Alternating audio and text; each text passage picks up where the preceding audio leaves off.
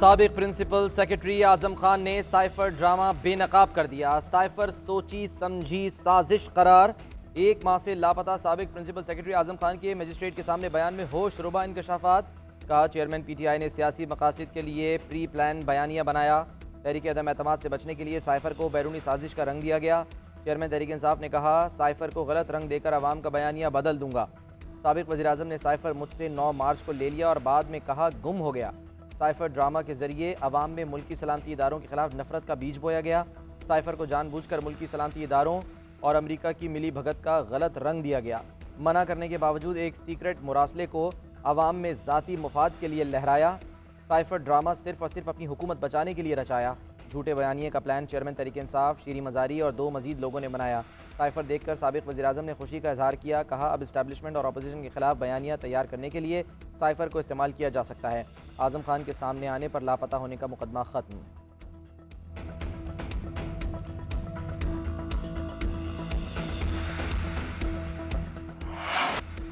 आजम खान के बयान के बाद साइफर की तहकीकात में तेजी। चेयरमैन पीटीआई को 25 जुलाई को FIA में बुलावा। साइफर से मुताल्लिक दस्तावेजात भी साथ लाने की हिदायत। पेश न होने पर कानून के मुताबिक कार्रवाई की वार्निंग। लाहौर हाई कोर्ट ने 1 रोज पहले हुक्म इम्तना खत्म करके FIA को तहकीकात की इजाजत दी थी।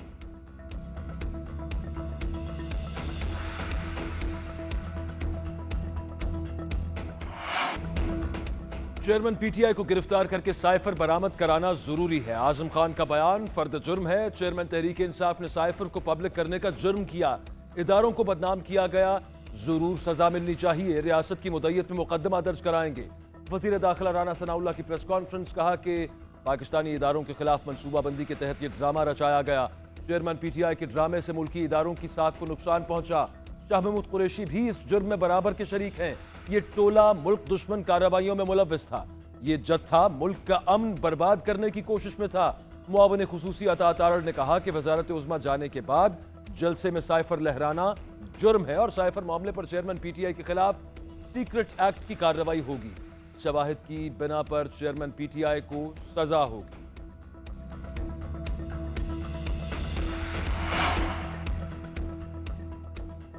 पीटीआई ने 1 माह से लापता आजम खान का बयान तजादात का मजमुआ करार दे दिया। तर्जुमान तहरीक इंसाफ ने कहा, बयान की हकीकत तय होना बाकी है। तहरीक इंसाफ के रहनुमा हमाद अजहर कहते हैं, साइफर के मसले पर चीफ जस्टिस आज़ादाना तहकीकात कराएं। नेशनल सिक्योरिटी कमीशन के मिनट्स प्रेस रिलीज को भी इंक्वायरी के लिए इस्तेमाल किया जाना चाहिए।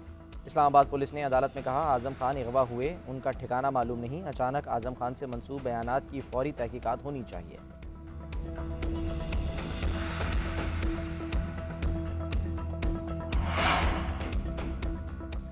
चेयरमैन पीटीआई अमेरिका का मोहरा है, लेकिन अमेरिका के खिलाफ बातें करके चूरन बेचता है। साइफर के जरिए अवाम को गुमराह करने की कोशिश की गई। वक्त गुजरने के साथ असल हकायक सामने आ रहे हैं। सोचना चाहिए कि इस नजरिए और किरदार के साथ मुल्क को चलना है। सरबराह PDM मौलाना फजल रहमान की प्रेस कॉन्फ्रेंस। कहा, चेयरमैन पीटीआई के बारे में जो 10 साल पहले कहा सच साबित हो गया। 2018 में मोसाद और रॉ की तरफ से चेयरमैन पीटीआई की माली मदद की गई। इसराइल ने अक़वाम मुत्तहिदा में 75 साल बाद नाजायज तनकीद की। पाकिस्तान तोड़ने की साजिशों में शरीक अमेरिका पाकिस्तान पर तनकीद कर रहा है। मजीद बोले, इंतखाबात में भरपूर हिस्सा लेंगे। पूरे मुल्क में हर सीट पर अपना उम्मीदवार लाएंगे। जरूरत हुई तो इजलास की सतह पर सीट एडजस्टमेंट होगी। आजम खान का बयान, चेयरमैन पीटीआई के खिलाफ चार्जशीट है। हम पहले दिन से कह रहे हैं कि साइफर साबिक वजीर आजम की मनगढ़ंत साजिश है। विफाकी वजीर शरी रहमान कहती हैं कि झूठे सियासी मकासद की खातिर सिफारती ताल्लुकात को दाव पर लगाया, सिफारती बहरान पैदा किए। क्या सबसे बड़े ओहदे पर बैठकर इनको मुल्क के खिलाफ साजिश घड़नी चाहिए थी? कमर जमान कारा बोले कि पहले ही पता था ये साइफर झूठ है। साइफर के जरिए मुल्क की सलामती के साथ खेला गया।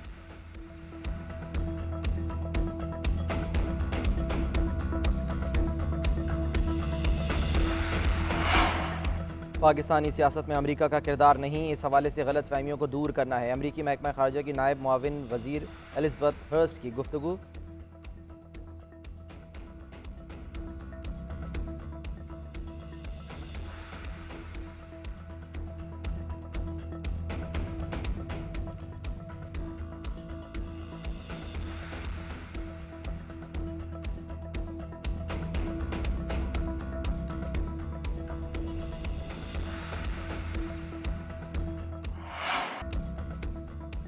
9 मई के हमले संगीन हैं, ऐसे हमले कभी नहीं हुए, ट्रायल मुनसिफाना होना चाहिए। फौजी अदालतों में सिविलियंस के ट्रायल के खिलाफ केस की समाअत के दौरान चीफ जस्टिस के रिमार्क्स। अटॉर्नी जनरल ने दलाल दिए 9 और 10 मई को सोचे समझे मंसूबे के तहत हमले किए गए। कोर कमांडर हाउस जलाया गया, फौजी तंसीबात और अमला को नुकसान पहुंचाया गया। मियांवाली में MM आलम का इस्तेमाल करदा जहाज तोड़ा गया।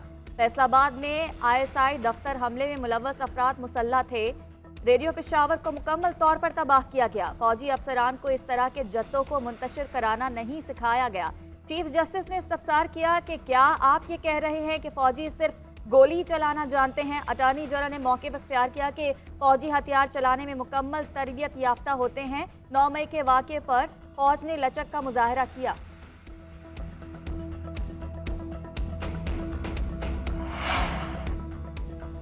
सेक्शन 7 के तहत मिलिट्री कोर्ट्स में सजा कितनी है? फौजी हिरासत में 102 अफराद का तहफ्फुज कैसे बनाया जाएगा? क्या इनका केस गैर जानिबदारी से देखा जाएगा? आपको मुतमईन करना होगा कि ट्रायल के बाद अपील का हक होगा। जासूसी के इल्जाम में गिरफ्तार कुलभूषण को हाई कोर्ट में अपील का हक दिया गया। अटॉर्नी जनरल ने कहा कि सेक्शन 7 के तहत सजा 2 साल है। सुप्रीम कोर्ट हुक्म देगी तो तफसीली वजूहात भी फौजी अदालतों के फैसले में शामिल होंगी। जस्टिस मज़ाहिर अली अकबर नकवी ने रिमार्क्स दिए कि जब किसी की मौत नहीं हुई तो दफा 302 कैसे लगा दी गई। जस्टिस मुनीब ने रिमार्क्स दिए कि आर्मी एक्ट उन लोगों के लिए डिजाइन किया गया जिन पर बुनियादी हुकूक लागू नहीं होते। आर्मी एक्ट में कोई गलती नहीं, कानून बनाया ही मखसूस अफराद के लिए गया। अब उन अफराद को भी आर्मी एक्ट के दायरे में घसीटा जा रहा है जिनके बुनियादी हुकूक का तहफ़्फ़ुज़ आइन देता है। केस की समाअत जुमे तक मुलतवी।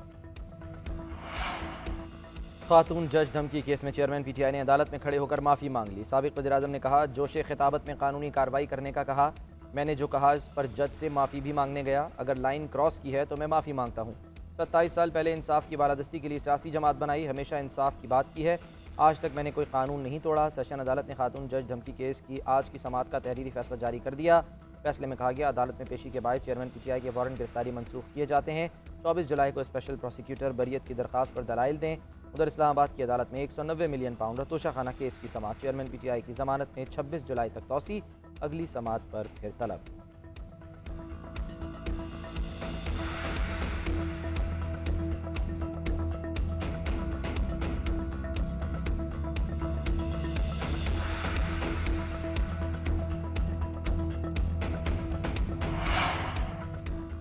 वज़ीर-ए-आज़म शहबाज शरीफ से MKM के वफ़द की मुलाकात। मुत्तहदा के मरदमशुमारी पर गिले शिकवे, पुरानी मरदमशुमारी पर इंतखाबात कराने पर तहफ़्फ़ुज़ात का इज़हार।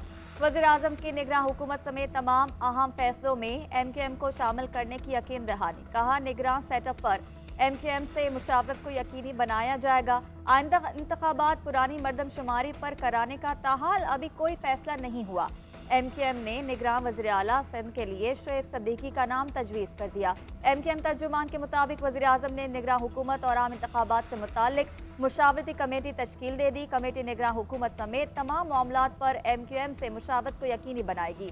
कमेटी में नून लीग से अयाज सादिक, एहसन इकबाल और ख्वाजा साद रफीक शामिल हैं।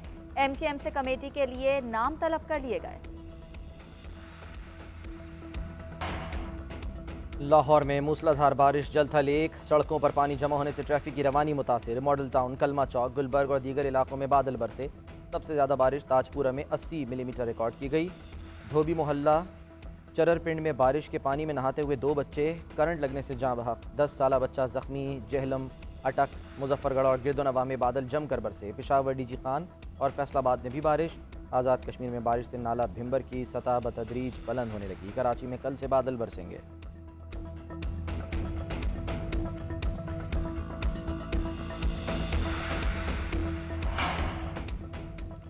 इंतखाबी इस्लाहात बिल मंजूर कराने की तैयारियां। सदर मुमलिकत डॉक्टर आरिफ अलवी ने सेनेट और कौमी असम्बली के इजलास बुला लिए। कौमी असम्बली का इजलास 20 जुलाई को शाम 5 बजे तलब। सेनेट का अगला सेशन 24 जुलाई से शुरू होगा।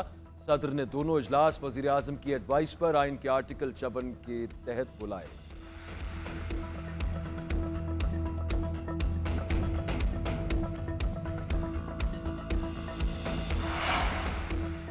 दुनिया के साथ अच्छे रवाबित के लिए बड़े फैसले ज़रूरी हैं। किसी भी ग्लोबल चैलेंज से निपटने के लिए तैयार रहना होगा। वज़ीर ख़ारजा बिलावल भुट्टो ज़रदारी का तकरीब से खिताब। बोले, वज़ारत ख़ारजा के अफसरान मुल्क की मफाद के लिए अहम किरदार अदा करते हैं।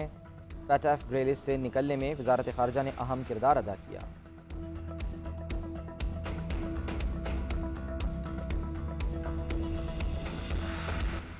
मस्जिदुल हराम में गिलाफ काबा की तब्दीली की रूह परवर तकरीब। पाकिस्तान समेत दीगर ममालिक के सफारती अफसरान गिलाफ काबा की तकरीब में शरीक हुए।